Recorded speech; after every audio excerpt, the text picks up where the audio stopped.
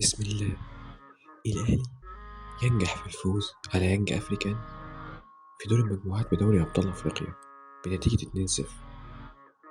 يانج أفريكانز كان بيلعب بطريقة غريبة، وهي إن 7 لاعبين من منطقة جزائهم يدافعوا، ودايما في 3 لاعبين متواجدين باستمرار في الهجوم قدام منطقة جزاء النادي الأهلي، وده كان بيمنع النادي الأهلي من الضغط. وجود 3 لعيبة من يانج أفريكانز دايما في التلت الأخير للنادي الأهلي حوالين منطقة جزاء النادي الأهلي كان بيديهم أفضلية في التحولات الهجومية وفي الهجمة المرتدة، وكان دايما بيشكل خطورة على دفاع النادي الأهلي. النادي الأهلي كان بيعتمد في بناء الهجمة على إمام عاشور بشكل كبير. إمام عاشور كان بيتواجد ما بين ال3 لعيبة اللي بيهاجموا من يانج أفريكان والدفاع، وده كان دايما بيخليه في موقف استلام كورة وحواليه مساحة كبيرة، لحد ما إمام عاشور كان بيحط الكرة في رجله الدنيا كانت بتبقى تمام.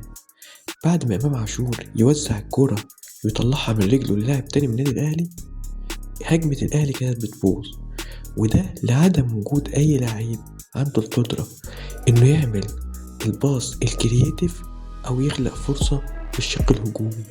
عشان كده المباراة دي كانت محتاجة محمد علي بن رمضان يبدأ المباراة بدل ديانج. فكرة إن أحمد سيد زيزو يسيب الطرف اليمين ويخش في العمق عشان يسند مع إمام عاشور دي فكرة فاشلة. ليه؟ لأن هي بتأثر بالسلب على أداء أحمد سيد زيزو وبتفقده جزء كبير من الفعالية بتاعته. اللي المفروض يعمل كده يسيب الأجنحة ويخش في القلب هو تريزيجيه، وده لأنه عنده قدرة كبيرة جدا على التسجيل. قدرة الفينش واللعب على المرمى عند تريزيجيه أعلى من أي حد تاني في لاعبي النادي الأهلي، لكن زيزو أفضل في العرضيات وأفضل في إن هو يمسك الخط ويعمل جبهة مع محمد هاني. وخلينا فاكرين إن الهدف الأول جه من لقطة زي دي.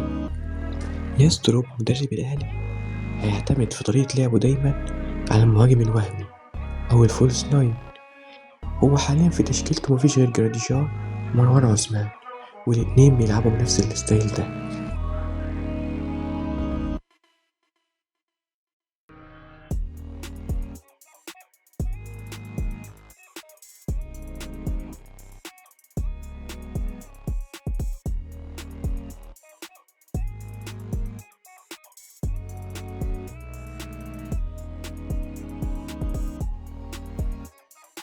بعد الهدفين المباراة فكت ويانج أفريكان طلع من منطقة جزائه وبدأ يهاجم، وده قطع مساحات وخلى اللعب أريح للنادي الأهلي.